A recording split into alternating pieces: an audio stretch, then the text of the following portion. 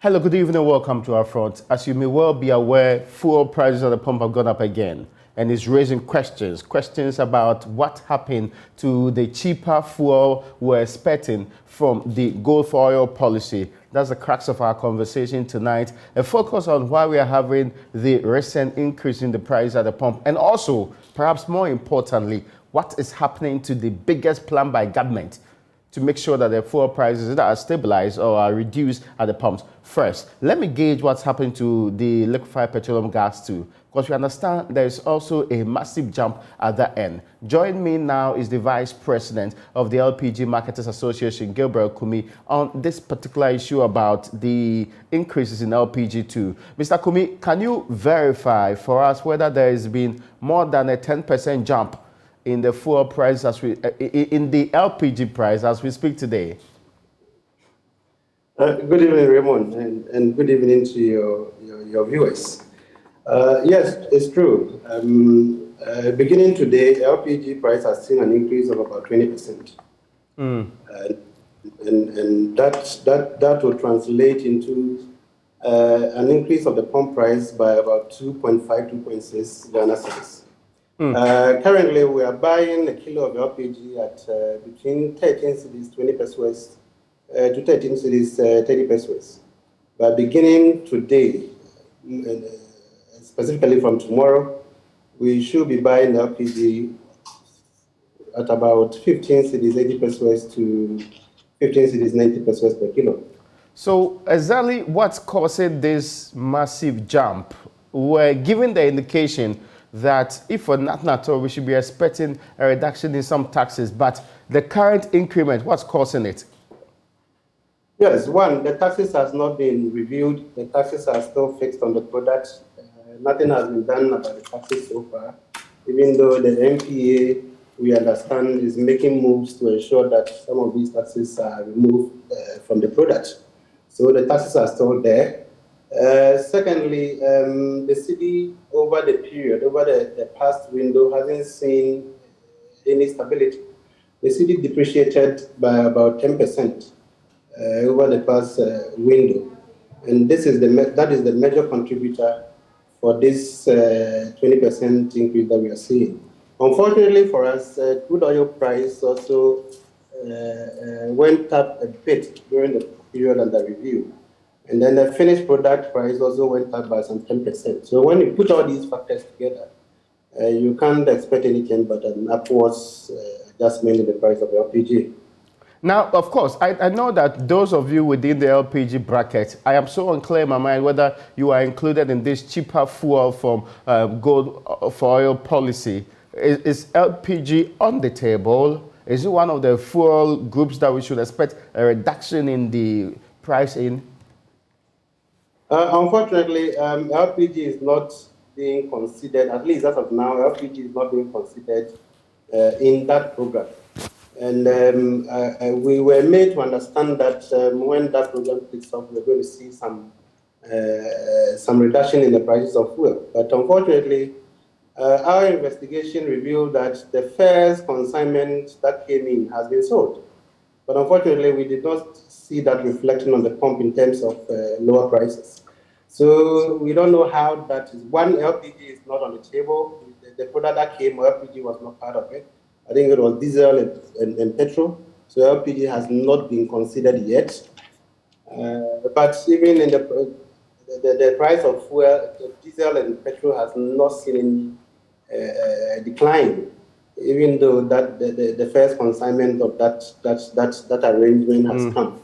And I think it went to bust, but our investigation at bust revealed that that product has been sold, but it doesn't reflect in any lower prices even.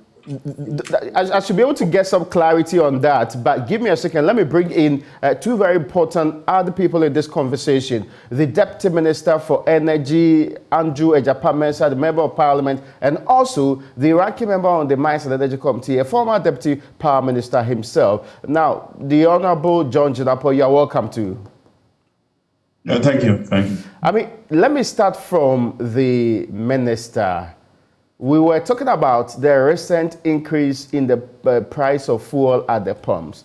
To many people, the expectation was that as was promised and as we are told there has been delivery, there will be a change in the price. If not downwards, it will be stabilized. Why are we seeing an increase in price when we are getting cheaper fuel from a policy tagged the Good for Oil policy? Yes, Honorable Mesa. Oh, yes, I would be glad if you could unmute for me. I think that's where the challenge really is. Well, I should be able to come back to him if that's resolved, but let me then bring in the Honorable John Jadapo. The question I was asking was about the confusion in the minds of people about why fuel prices are going up at the pump today when we have been told that we have actually put in place a plan that has already delivered more than 40,000 or so metric tons or so of fuel already into our system. Why are we still having fuel prices on the uptake as we speak? Thank you very much, my brother. First of all, like the chamber rightly stated, fuel prices in Ghana is largely determined by your exchange rate and the world market price. Ghana does not necessarily control these two determinants. And so when the world market price increases, it will surely be a pass-through. And when your currency continues to weaken, as we are witnessing, what it means is that you require more cedis to buy the same amount of dollars. So even when prices on the world market do not increase, but you are unable to manage your currency domestically, what it means is that you are going to see a huge increase in the price of fuel. That is why we caution government not to be overly optimistic about this so-called gold for oil deal. Because based on the letter that I have here from PMMC, they would buy the gold at competitive price. Nobody buys gold at competitive price and go to sell below or above the price. Because if the price is higher, then the one buying your gold is as good as going to any other market to buy that same gold at a lower price. Secondly, nobody, as we have seen from this 41,000 metric tons of diesel, would sell fuel to you at a discount. Indeed, if you look at the price on Platts vis-a-vis the price that we are hearing from government, clearly that fuel was bought at a premium. But as the evidence points to, and we are all witnessing today, is that this gold for oil deal, so far as we speak, has not impacted positively on the price of oil.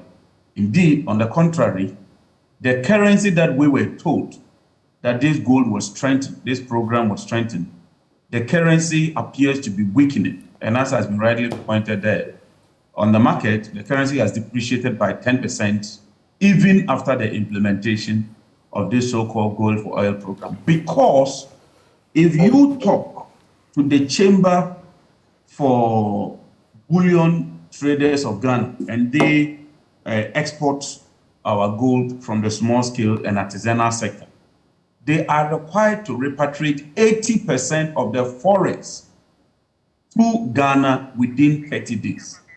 And so if PMMC decides that, look, we will not allow you to export that gold, in economics, there's something called an opportunity cost. Okay. It means that forex that they would have been bringing in would no longer come.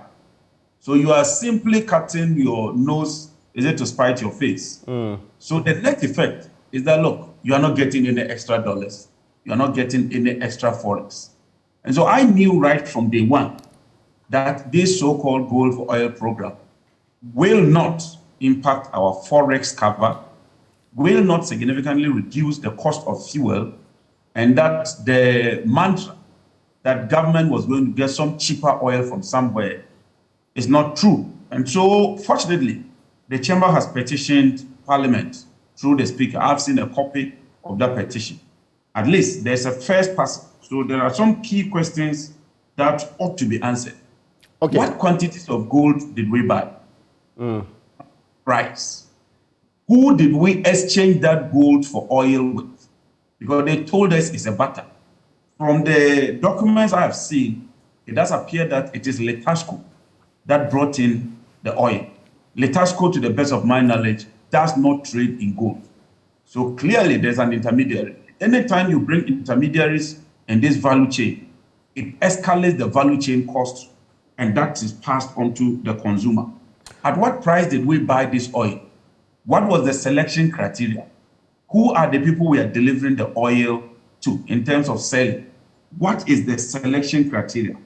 And so there are so many questions that ought to be answered. In fact, I have a document here from the Precious Minerals Mining Company, the company tasked to procure this gold. They try to engage in a similar venture, and as we speak, their debt has increased from 30 million to 65 million. From 30 million in 2017. Is that cedis or dollars? Cedis. Okay. 30 million cedis as of January 2017. It now stands as of December 31st, 65 million. Okay. Now, I'll come back to you. I've actually noted the questions that you've actually been putting out there too. Those ones I'm hoping to get clarity on from the man who sits at the Energy Ministry with competence in this particular department. Honorable Deputy Minister Andrew Agyapong-Mensah, you're welcome back. I hope you are doing well this evening. Yes, by His grace, I'm good. Brilliant. Good to be here. Now, let me say good evening to my colleague panelists and obviously to your cherished viewers. Now, I can see JJ is primed up for mischief as usual. I certainly should see clarity on this matter soon. But before we get to the mischief part, today we are seeing some jump at the pump. Fuel is, the price of fuel is going up, which to some people appears on face value very confusing, especially when we've been told that we've received some consignment of fuel that we went through the go for oil policy to get. How come when we are expecting cheaper fuel, we appear to be getting a more expensive fuel at the pump? Well, let me say this at the very outset. The policy that I know government has rolled out is intended to enable us procure petroleum products, okay, from reliable sources, and also to ensure that our dependence on forex that our BDCs are unable to procure, for which reason the forward price their products to ensure that at any point in time that they sell, they're able to recover and, as it were, go to the market to procure dollars. And so to directly answer your question, yes, that policy, if it works well, and really it's surprising to me why anybody would expect that a test run that delivered in the region of some 10-15% of our monthly demand at a point where when there was significant volumes already on the market, okay, would lead to a significant reduction at the pumps is really surprising to me, okay, because this is a policy that is being rolled out. It is the expectation that as we are able to get to the point where we meet our objective of getting some 40-50% from BOST, okay, and Go Energy to get into the market.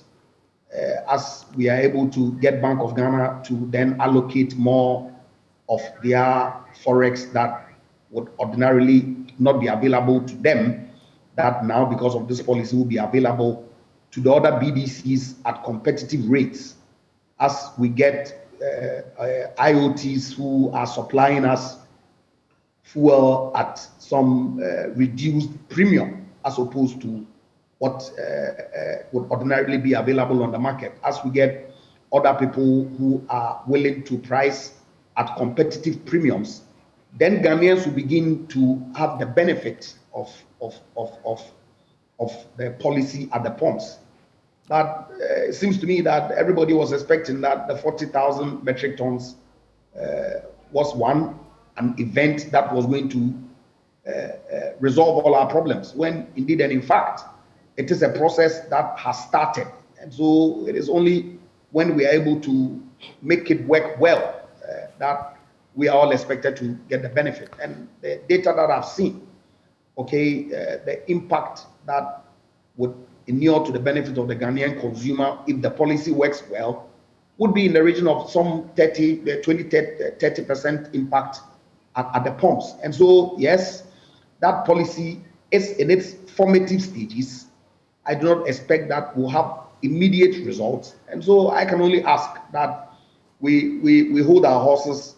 That's why I made reference to John being primed for mischief, because I've read his statement that he issued, and I was surprised that for his caliber, he knows the industry. He's worked in the sector for many years. He is a ranking member at the Energy Committee, and so he knows that the policy that is being rolled out would not lead to immediate results.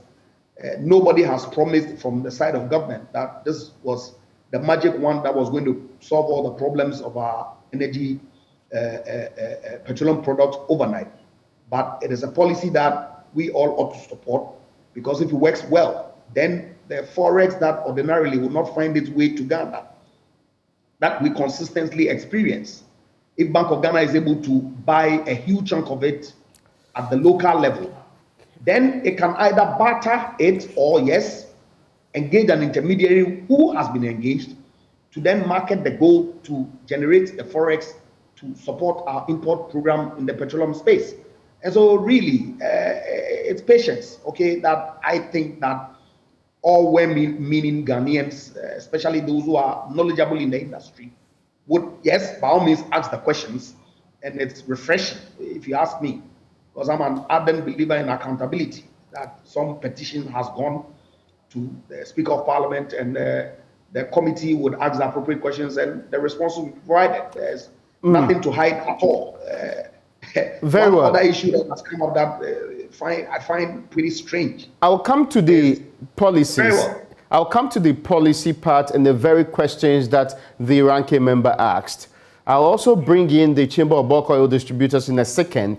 But before that, you gave a lot of conditional clauses and ifs in your quest to explain when the cheaper fuel is supposed to come in. But I want a direct answer to this. When is this policy likely to influence the prices at the pump? This 20 to 30% you make reference to, which month, or perhaps in the course of this year, when are we likely to feel that particular impact? I'm sure that's on the hearts of many. Raymond, we've rolled out a test. Obviously, Litasco and other participants have seen that the policy is workable. I expect BOST, which is essentially who is supposed to be the country's strategic stockholder, but who for all intents and purposes operate as a BDC, to ramp up its purchases to the level that is programmed for them and go energy in the region of some 40–50%. I expect that the BDCs who are operating under the umbrella of the bulk oil chamber would also get competitive fuel from their IOTs, and that obviously would impact the price at the pump. It will interest you to note that typically you will have premiums in the region of some 100, 120, as high as $150 per metric ton. What BOSS did, my information is that they got the premium for $40, okay, per metric ton. That is where IOTs play in, because I would agree with John that the plat is global, okay? Nobody is going to sell you a discount on plat. Indeed, we have had some proposal of one IOT that is prepared to sell the commodity plat minus, okay, that is being engaged as appropriate to see how they can work to bring that commodity in. But I'm saying that ordinarily, plat is global. Where IOTs differ is the premium that they charge. And so that varies. And I'm telling you that market is in the region of 120 and over. What BOSS did, I believe, was in the region of some $40 per metric ton that Litasco sold to them at a premium, okay, and as the premium. And so that then would lead to significantly lower prices that they sell to other BDCs on the market. And my understanding, the chamber will confirm that that is exactly what happened. I'm saying that because this stock that came in itself is only about 10-15% of our monthly petroleum product need, okay, and it's only MGO, I believe, that came in. And so you would expect that as they ramp up, then we begin to see the benefits of the policy as has been outlined. I was asking for a specific month. Where I sit, this is a good policy that would go to help our consumers ultimately. Very well, but I asked for a specific month where the consumer will be rest assured that this month I will see a major change at the pump. Raymond, I'm not in a position to tell you that tomorrow or next month, okay? I don't sit at Bost and managing their stock levels. Okay. No, I understand you perfectly. Yeah, I thought maybe you left that one out. This is a policy that we've tested, that obviously is workable. PMMC has indicated clearly their ability to procure the volumes of gold that will support the program. The data supports that Ghana has that kind of volumes that is generated on a year-by-year basis that we are able to then use to support the program. And so as the days go by, as the months go by, as the ramping up of the stocks go, as the private sector players who have sought assistance from the Energy Ministry and assurances have been given to support them with their request to Bank of Ghana to give them same rate that Bost got, they all get on the program. The expectation is that, one, the burden on the dollar, which then is a significant portion of what it is that impacts our price. Oh, no, but I get your point. Because of my time, forgive me. The ultimate beneficiary. I need to bring other people in, but there are some questions that were specifically asked. There's a question about why LPG is not part of the list of fuel options that are supposed to be cheaper at the pump. There are also questions specifically about this policy that has not been answered. Questions were... Wilan, yes. See, I don't know why we want to jump the gun. Okay, this is a policy that has only been tested with one cargo having come in. That in itself was diesel. Even petrol was not part of it. But I'm saying that as we move forward, because the test has gone successfully, the engagements will continue. The key stakeholders will make their orders. The program will be expanded to accommodate all the rest of the petroleum products that are sold at the Ghanaian pumps for Ghanaian consumers. And it's only at that point that we can begin to see the real impact, okay, at that level. But for people to then immediately start, bastardizing the program, which has only gone through a test, as something that is not going to succeed, really beats my imagination. I want us to have a better understanding of this. That's why these questions matter, because the questions about how many ounces of gold were we exchanging for a barrel of oil, for example, that's a legitimate question, right?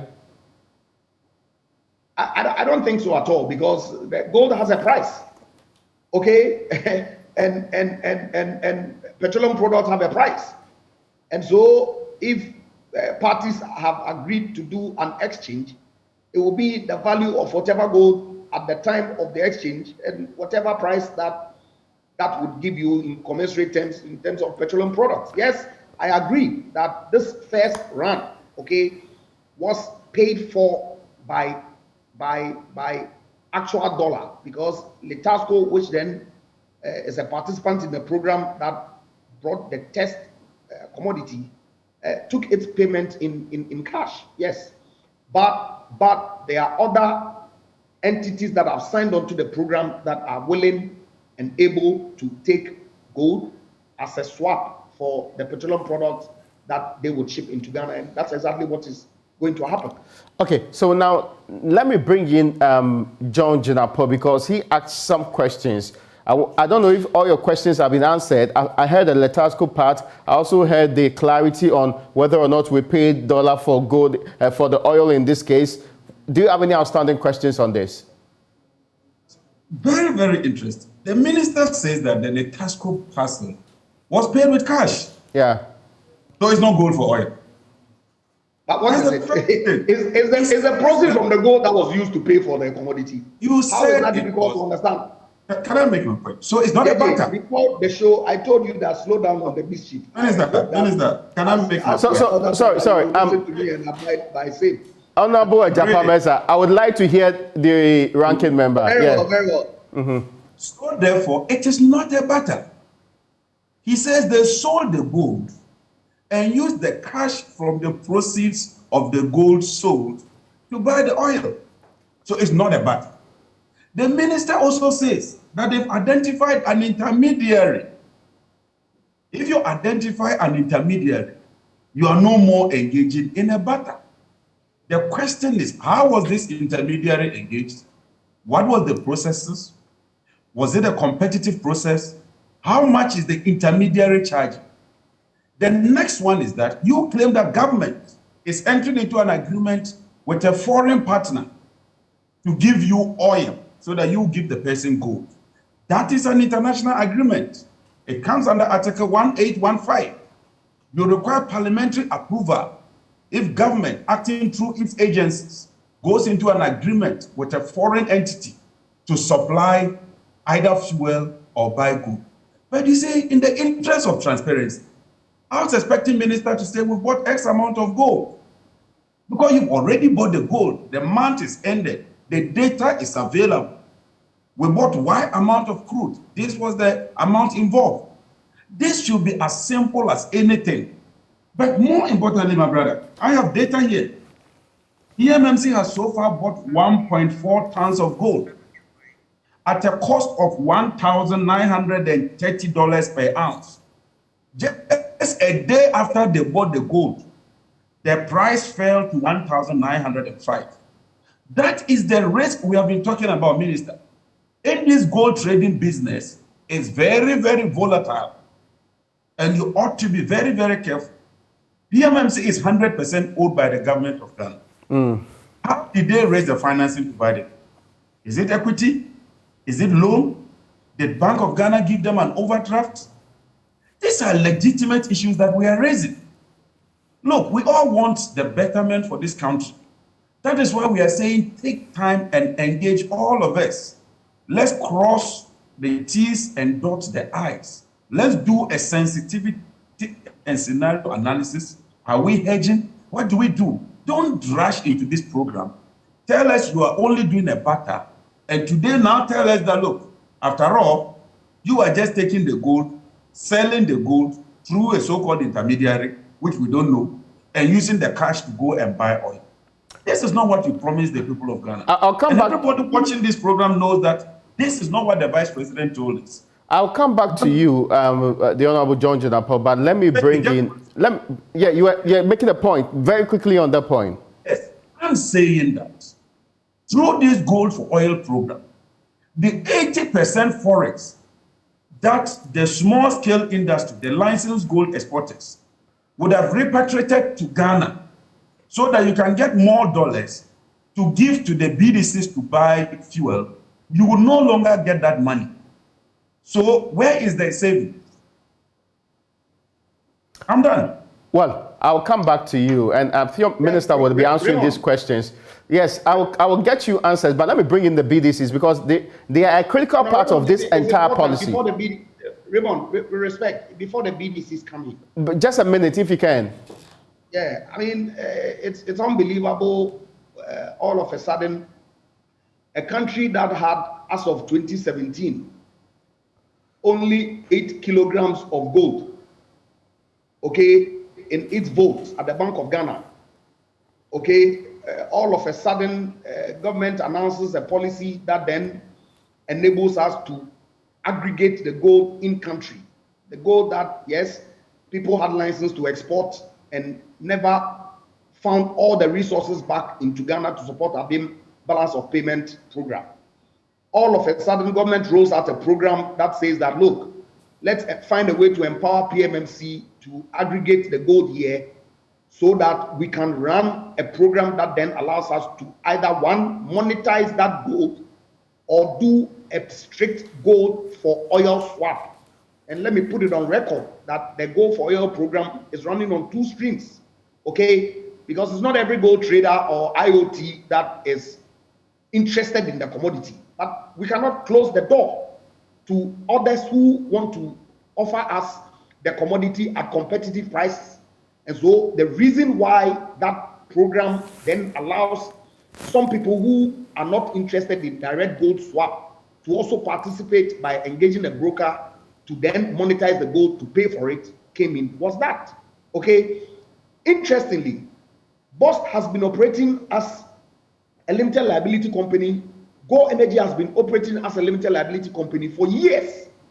Not a single day has any of their purchases gone to Parliament. The very moment government goes in to facilitate this arrangement, it all of a sudden becomes an international business transaction that then has to go to Parliament for approval. It's unbelievable. You don't think it should happen? Unbelievable. I cannot wrap my head around it. From the days of yore, BOST has been buying petroleum products and selling in this country. When my good friend John Jenapo, at the time that he was at the energy ministry, realized that all of a sudden, any facilitation by government then to assist them to have the commodity at rates that are relatively cheaper for the benefit of the Ghanaian people, that translates into an international business transaction that requires parliamentary approval.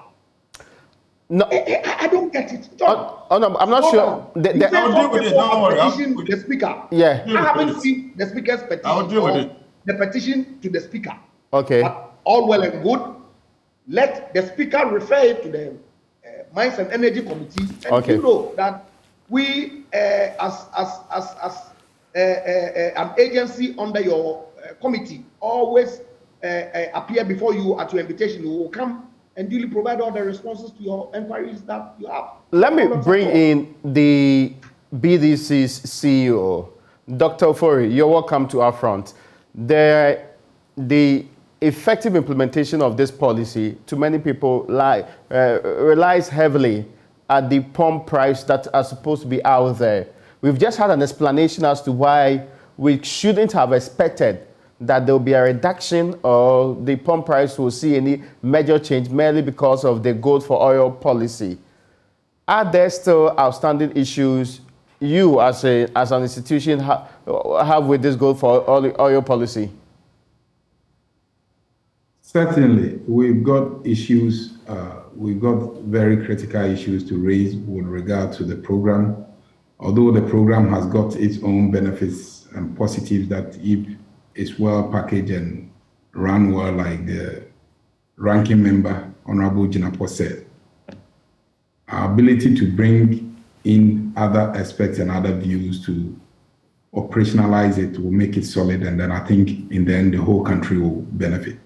But the most important aspect that as market researchers and then followers of the market will also bear in mind that clearly the first consignment came in all right. But the mere fact that there is an issue of price disparity and then also some framework or guidelines, which when we raise the issue, I think the ministry, Mr. Mensah, Honorable Mensah and his senior colleagues and then his colleague, Dr. Amin, have tasked MPA to come up with that form of framework and guideline as to who qualifies and at what medium also the first one got. So in addition to this, it's created a bit of panic also among the IOTCs on their side because they don't know what exactly it is. The financial institutions that are also exposed to the BDCs are also worried, and we've been trying to convince and get them to hold their horses for us to introduce elements that will ensure that the financial sector will also be protected within the scheme. One key aspect that I must say that the premiums angle that the Honorable Mensah was saying, yes, we've had some form of engagement with other IOTCs who are willing to match every price that the government Go for Oil program lands But the only condition that they are pushing for is that the same guarantee FX rate that is given to BOS should be applicable for the BDCs to assess. This, in addition to other variables that goes into the pricing, as has already been indicated, will be the only way to address and achieve the sole goal or aim of reducing the pricing at the point that the government policy program intends to achieve. But as I'm speaking to you, and then within last week, whereas we know there were products in the market that the exchange rate was way within 10 point something, most of our members were buying the dollars from banks, not from any illegal Central source, bank. but from commercial banks between the rate of 12.9 to 13.6. And especially when they control the chunk of the market, about 85% or so, it clearly will create some form of disparity and then create that kind of discomfort that when you put these variables into the pricing template, it makes it difficult. MPA and the regulator try to come in to ensure that those who have gotten products from the government scheme do what we call the weighted average to, like, you commingle the pricing to ensure that the prices come down. But because those of you who are good with mathematics, the 15% would definitely not make that significant gains there, especially when plus and international prices are going up around averaging between 7 or between 8 to 13% internationally, globally. It makes it difficult. So the main aim whereby the central government intends to achieve stability, reduce inflation and all that, the key or the antidote to that lies within how they manage the rate that the other BDCs get it. Because as we are moving out there to still procure the dollars, because we have an outstanding bills that we need to pay. Our IOTCs who are also getting nervous, thinking that the program intends to collapse their open credit facilities that they already have with existing BDCs, are certainly not going to be happy about it. So what we intend to do, and which I think I must commend the ministry for, is their willingness to listen and their ability to put words to action. So what we want to do, and as a chamber, hopefully by the end of this week, we intend aggregating the volumes, and then we also write to the minister so that they guarantee us that rate, that any product or any drop of petroleum product that the government lands through that program, the same equal level playing field with regards to the forest will be given to us, so that we can also bring some form of efficiency to also help them achieve the overall goal of that. Through that same cycle, issues about the BDC importers, which we intend to meet them as a group, will also come up, so that once we are able to auction and land those products too, it makes it easier for us to enroll the LPG importers within the framework to also ensure that we all achieve the needed stability in the market and what we intend to do with that.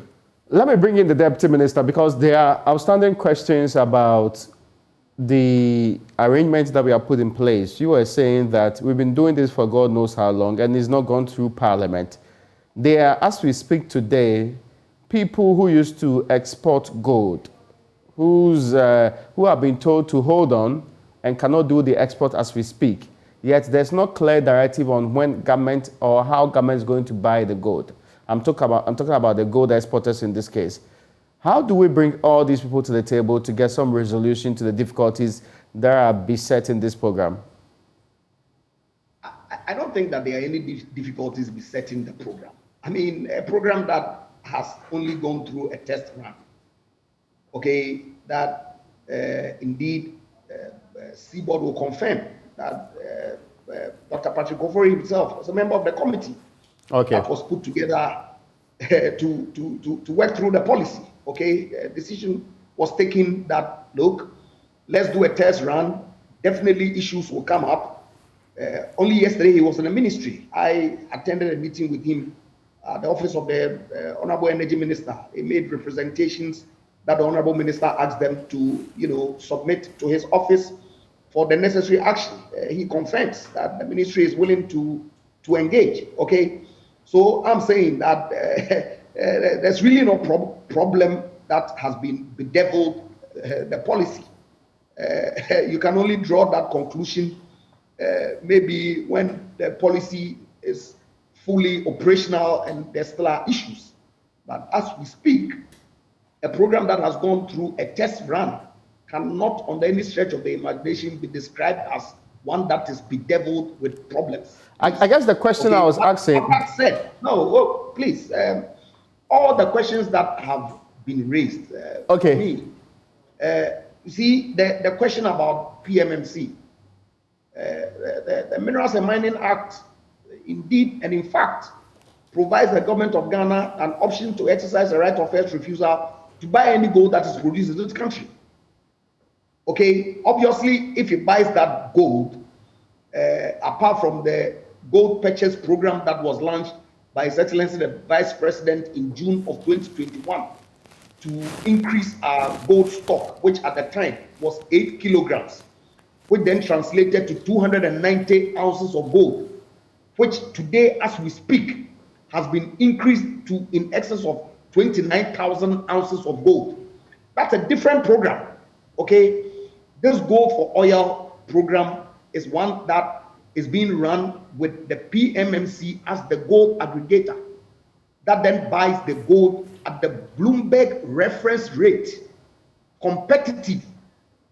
So the gold that he aggregates is the one that then is leveraged on to do a direct barter for those who are interested in picking gold at the volume and value to, at the time of the transaction, or to pay, monetize and pay cash for those who want to participate in the program but don't know what gold is, or that are not dealers or interested in gold and so want cash.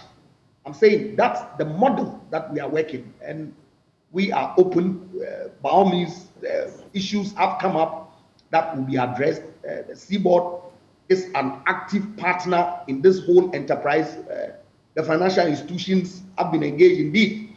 At meetings that I attended at the Office of the Vice President earlier on, Dr. Forero attests, they had key representatives of the Chamber of Ghana Association of Bankers and some chief executives of some state-owned banks present, okay? Interest is not to hurt anybody's business.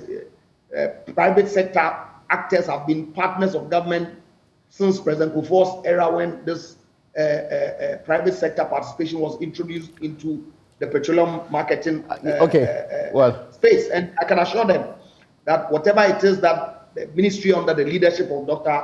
Opoku Prempeh is going to do to ensure that their businesses run unhindered is what is going to happen.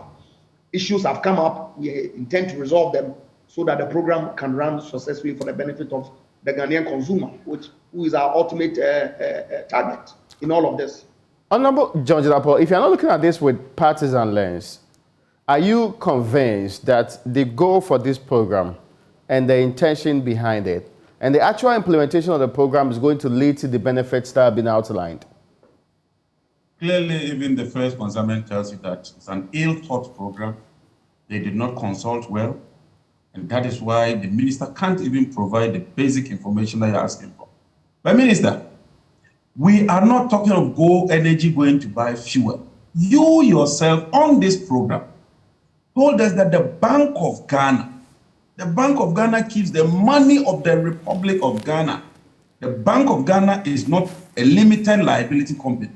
So if the Bank of Ghana uses our money to buy gold, to sell that gold to an outside entity, it requires parliamentary approval. We're not talking of a simple transaction where Go Energy is going to buy oil. You are telling us that the Bank of Ghana is engaged in this transaction. And I'm telling you that to the extent that the Bank of Ghana is moving away from its core duty of monetary policy and now buying gold, with our money, but BMMC doesn't have the money. You know that. It's Bank of Ghana money. It requires parliamentary approval. The last one I want to talk about is this so-called gold that you are talking of procuring. Look, gold in finance is commodity money.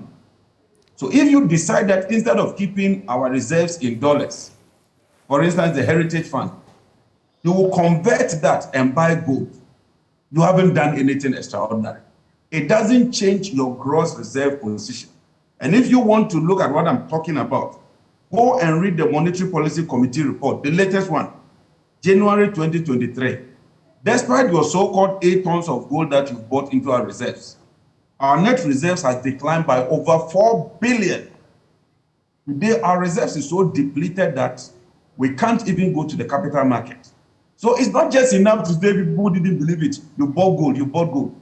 Government policy must achieve a certain effect. You implement a policy because you want a certain outcome.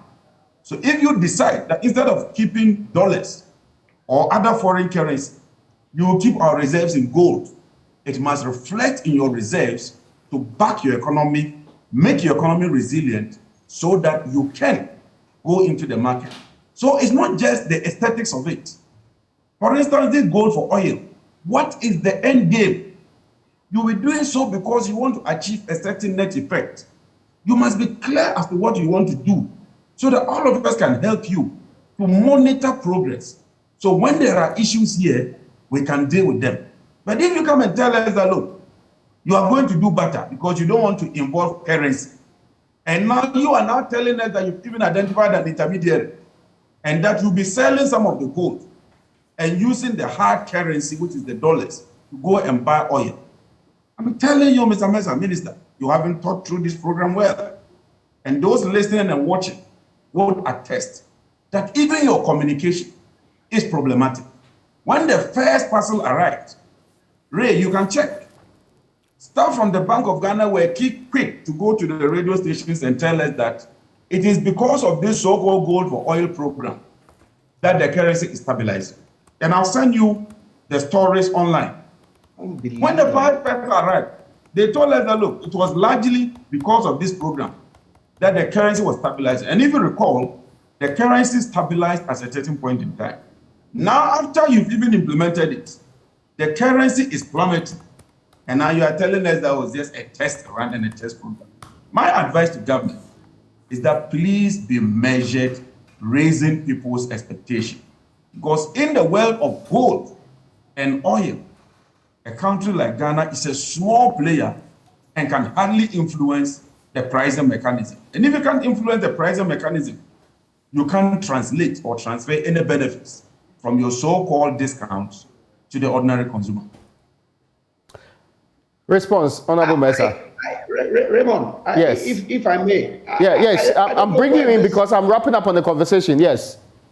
I don't know where this naysayer attitude that my good friend John is always want to adopt. Okay, look, Ghana as a country over the years, what do we do with our natural resources? We give it out on concessions to private individuals and companies to mine and export and pay us royalties and taxes. We've never had a consistent policy of storing any of these natural resources, especially gold, in our reserves. That's why I said that as of 2021, June, we had only 8 kilograms of gold, translating to 292 ounces of gold in Bank of Ghana. Contrary to the assertion that Fifi Kwete and Co had made in the past that President Kufuor had sold all our gold in our vaults, when subsequently when they were confronted with, they said that they just said it out of 10. The fact of the matter is that, yes, gold goes to shore up our reserves. And so if we keep or are able, as the Gold Coast of old, to store some of these natural resources that God has gifted us with as part of our reserves, in the future, when we are able to accumulate sufficient enough, then it can help us in our balance of payments, as you are saying. But are we there? Yeah. We are obviously not there. In any event, I agree with him when he says that this is nothing extraordinary, because it is not. Okay? Save that in the past, we would wait for the gold exporters to export and hope that they would repatriate those funds into Ghana so that it will shore up the reserves that the Bank of Ghana then uses to support our balance of payments. Consistently, we had countries reporting gold imports from Ghana that were completely at variance with what it is that we have on record to have exported. And so this policy in itself ought to be supported by all well-meaning Ghanaians so we can get an aggregation of more of these resources so we can market it ourselves and generate the revenue to fund our balance of payments. How is that something that we should not all support? Let me take final words from... Please, look, if there are legitimate questions, I am prepared to engage with him. He knows that my minister consistently engages with his committee without any fear of any issues. And we are prepared to engage with the committee if indeed there is a sincere willingness to help. But I've known John. I used to be a friend of the finance committee that he is a member of. I don't know at what point. Okay, no, sorry. Forgive me. I do not recall. Gentlemen, I need to. Indeed, and in fact, I need to wrap up. The key issues that have caused our economy to plummet to the levels that we find ourselves was their reckless nation-wrecking act of failing to abide by the what you call it, the Public Financial Management Act, and breaching Section 22 of that law in December of 2021. Honorable Ajapa Mesa, I need this question answered so that we wrap up this conversation. There was one outstanding question about how much we bought the oil, how much gold was sold to actually get us the dollars that we used to buy this 40,000 metric tons that we've been talking about. That clarity, am I likely to get it from you? I'm sure your viewers have seen this, and so that the data is available. Okay.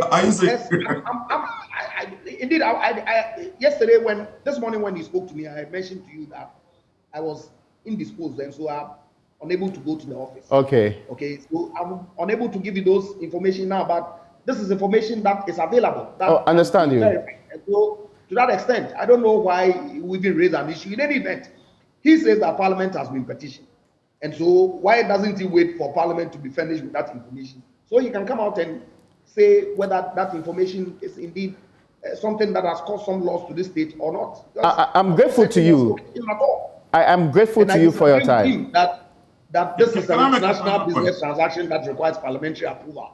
Bank of Ghana in their normal operations do all sorts of, in fact, lend to banks and all sorts of entities. They don't go to Parliament for approval. And this does not fall within the scope of international business transaction requiring any parliamentary approval. I'll challenge him on that any day. You'll be far too kind. Many thanks to you, Deputy Minister. And let me take final rounds from Dr. Ofori finally. Doc, if you can wrap up quickly, are you now satisfied that all that's left is negotiations and engagements which is being promised would happen? Certainly, I think we are confident that things will happen, but like we said, we still will need the guidelines which will clearly spell out issues out there for everybody.